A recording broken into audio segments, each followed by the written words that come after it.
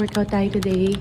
Buhat ng konti. Kasi, friends, ay, nakikita ko na talaga yung resulta. Tsaka na-feel ko. Sobrang, taas ng stamina ko at tsaka ng endurance ko dito sa trip na to. So, it's day 26 of me trying again. Usually, naglalakad ako bago ako magbuhat. Medyo hindi ako sanay mag-dumbbells kasi kettlebell talaga yung ginagamit ko, no? So, medyo naghanap na lang ako ng workout sa YouTube na pwede ko sundan na dumbbell ang ginagamit. Libre pala gumamit ng gym dito sa Airbnb namin sa Busan. At saka winter ngayon, friend. Wala akong suot na heat tech. Ang lamig, nakakaloka. Pero eventually, nung medyo nasa climax na siguro ako ng pag-workout, pinapawis-pawisan na ako. So, hindi ko na masyadong iniinda yung lamig. Can I just say na sobrang proud ako sa sarili ko kasi nagiging madali na sa akin yung habit na exercising, especially yung lifting weights.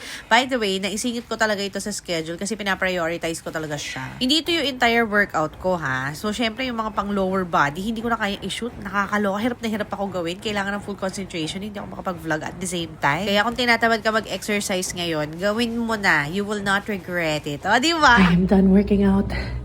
Nakikita niyo yan. Sana nakikita niyo. Oh, I'm documenting my sweat dito sa gym.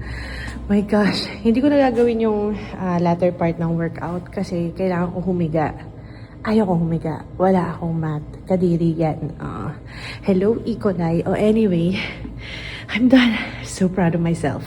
I did a 25-minute workout.